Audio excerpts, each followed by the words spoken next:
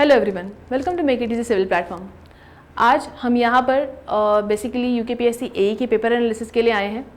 हालांकि syllabus change की खबरें मार्केट में खूब तेज़ी से उछल रही हैं, पर जब तक आयोग की तरफ से कुछ नई निर्णय नहीं आता है तब तक जो सिलेबस पुराना था वही रहेगा और उसी के हिसाब से अगर आप एनालिसिस देखेंगे तो वो जो हम लोग बता रहे हैं कुछ इस तरीके से निकल कर आती है।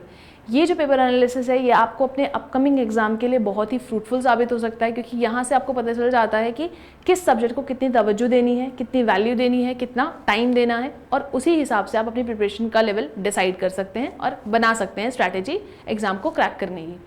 ठीक है, आइए चलते हैं इस एनालिसिस की तरफ।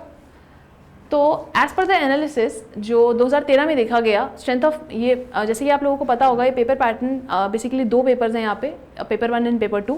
पेपर 1 में आपके जितने भी ये स्ट्रक्चर रिलेटेड सब्जेक्ट्स हैं, आरसीसी, सोम, स्ट्रक्चरल एनालिसिस, स्टील स्ट्रक्चर्स, ये सारे सब्जेक्ट्स हैं along with soil mechanics, fluid mechanics, ठीक है ना, और कुछ पार्ट इरिगेशन का भी। And paper 2 is more about again environmental engineering, water resource engineering, वहाँ पे आप लोगों को देखने को मिलेगी।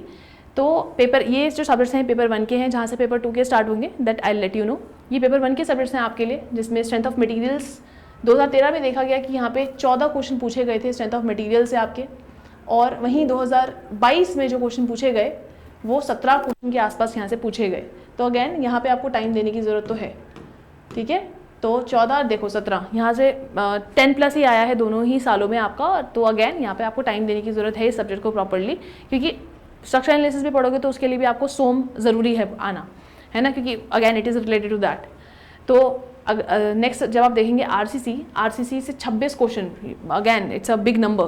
तो आप लोगों को आरसीसी को बहुत टाइम देना पड़ेगा, क्योंकि आरसीसी से काफ़ी अमाउंट ऑफ क्वेश्चन यहाँ 2013 में पूछा गया और यहाँ पर भी 10+ है।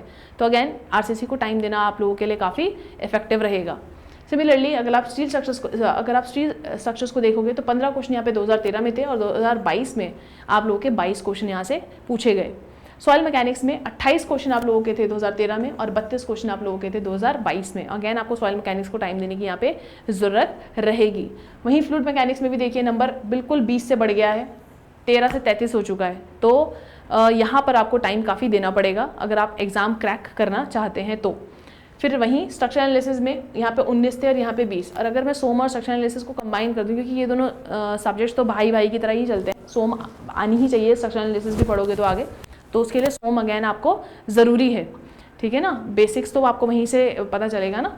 तो यहाँ पे अगर आप देखोगे तो यहाँ पे 17 और वहाँ पे ये 20, तो इन ऑल ये 37 क्वेश्चन आप लोगों के इन दो सब्जेक्ट से आ रहे हैं पर्टिकुलरली। और अगर कंबाइन देखोगे तो आप लोगों के मतलब एक ही सब्जेक्ट से आ रहे हैं, ऐसा भी आप अगर उसको कंबाइन देखोगे तो, है ना। अलग अलग देखोगे तो मैंने बाइफिकेटेड लिखा ही है, वैसे तो ये अलग सब्जेक्ट्स ही हैं, है ना। तो आप लोगों को इन दोनों सब्जेक्ट्स को ही तवज्जो देने की ज़रूरत है। टाइम डिमांडिंग सब्जेक्ट्स हैं ये भी, आरसीसी भी, स्टील स्ट्रक्चर्स भी।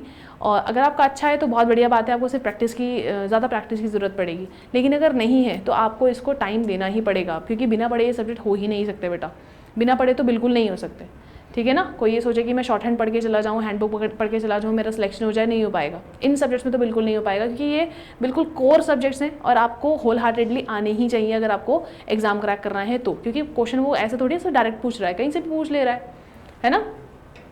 तो उसके लिए आपको सब्जेक्ट आना चाहिए। नेक्स्ट इज अगैन इसमें थोड़ा पार्ट इरिगेशन का भी था, जो कि डैम्स एंड स्पिलवे से पूछा गया, और वो भी अगैन नंबर ऑफ क्वेश्चन अगर आप देखोगे तो अच्छे खासे हैं।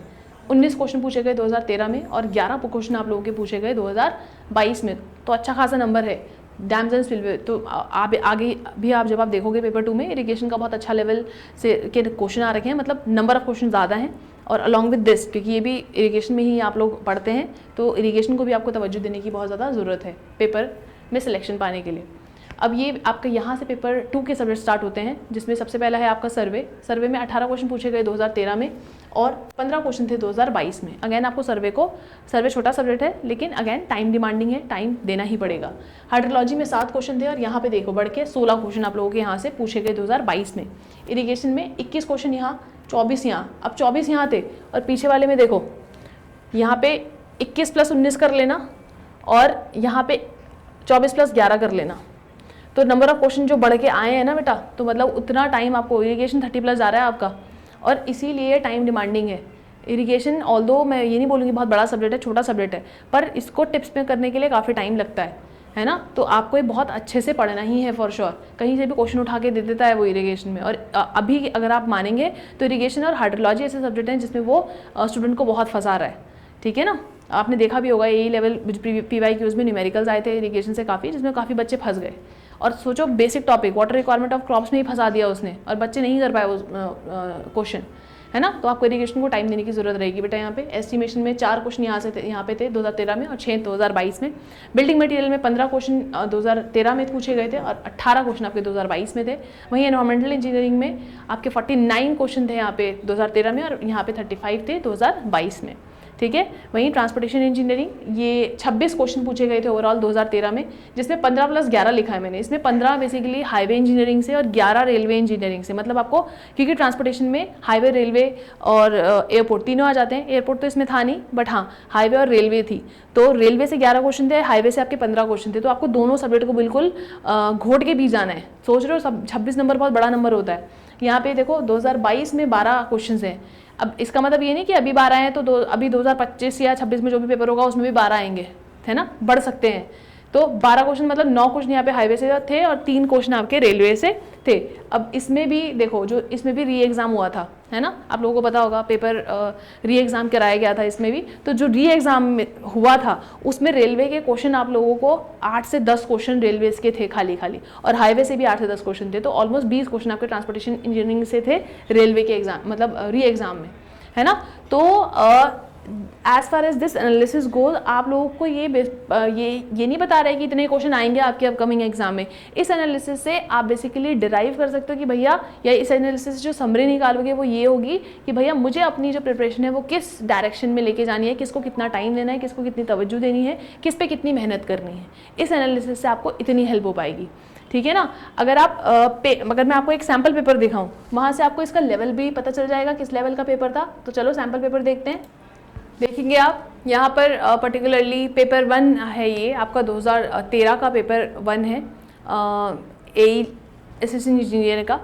तो यहाँ पर आप देख सकते हैं असिस्टेंट इंजीनियर का जो पेपर आया था आपका, उसमें पहला क्वेश्चन ही अगर आप देखें, in case of gravity dam of base with W B, if the resultant passes within eccentricity of B/6, what will be the ratio of maximum compression stress and maximum tensile stress, ठीक है ना। मैंने जैसे कि आप लोगों को बताया, डैम्स एंड स्पिलवे से काफ़ी क्वेश्चन पूछे गए थे पेपर 1 में, लगभग आप 11 देख रहे थे। तो अब ये वो पेपर 1 है जो आप देख पा रहे हो। 19 क्वेश्चन थे यहाँ से डैम्स एंड स्पिलवे से। तो अगेन पहला क्वेश्चन ही आपका डैम एंड स्पिलवे का है। दूसरा अगर आप देखेंगे ये FM से है। If the fraud number of the hydraulic jump is more than 9, the jump is classified as. Next is the discharge Q in a triangular weir varies as. तो इस तरीके के क्वेश्चन आप लोगों के इस पर्टिकुलर पेपर में पूछे गए थे। अब जैसे ये question, in a horizontal rectangular channel the conjugate depth of flow before and after hydraulic jump are observed as 0.25 and 1.25, the energy loss due to jump will be. तो अगेन ये भी बहुत सिंपल क्वेश्चन है, मैं ये नहीं बोलूँगी hard question है, it's again a simple question, ठीक है ना। डिस्चार्ज थ्रू V नॉच, ये अगेन सिंपल क्वेश्चन है, बहुत बेसिक क्वेश्चन है, हम सबको पता ही रहता है। एज पर IS code the minimum grade of concrete for the design of pre stress concrete structure is, again it is very very easy, ठीक है ना। तो it is very very easy, but not all the questions are easy. सारे question easy नहीं है। जो हमारा analysis कहता है एज पर दिस पेपर, जो हमने पूरा एनालिसिस किया तो उससे निकल कर आया, आपको बहुत इजी प्रश्न भी मिलेंगे, बहुत आसान भी हैं, मीडियम भी हैं और टफ भी हैं, है ना। तो again it's a medium level paper we can say. हाँ, बहुत ज़्यादा टफ नहीं है और बहुत ज़्यादा आसान भी नहीं है, तो it's a medium level paper. और यही 2022 की एनालिसिस भी थी कि 2022 में भी बहुत टफ पेपर नहीं पूछा गया, मीडियम लेवल का ही पेपर था वो भी। अब अगेन आप अगर हम सिलेबस को नहीं पढ़ के जा रहे हैं और तब जाके बोल रहे हैं कि भैया ये तो पेपर टफ है, तो आपने पढ़ा ही नहीं है ना, तो बोल ही नहीं सकते वो टफ है, क्योंकि वो तो हमने पढ़ा ही नहीं है। जो हमने पढ़ा नहीं है हमारे लिए तो वो सारी चीज़ें एलियन है, मतलब हमें समझ ही नहीं आया, तो डेफिनेटली हमें लगता है कि टफ बना दिया है। तो अगर आपने पढ़ा है तो सिलेबस का बिल्कुल हर पोर्शन टच करता हुआ आप लोगों को यहाँ से क्वेश्चन दिखेगा, सिलेबस का हर पोर्शन टच करता हुआ, है ना। तो सारा जिसे कहते हैं पेपर का अगर आप लेवल देखोगे तो ये एक मीडियम लेवल का ही पेपर है, ठीक है। और मीडियम लेवल का पेपर आता है, क्रैक करना बहुत ज़्यादा टफ नहीं है। अगर आप एक अच्छी और सच्ची मेहनत करते हैं तो डेफिनेटली आप इस पेपर को क्रैक कर सकते हैं।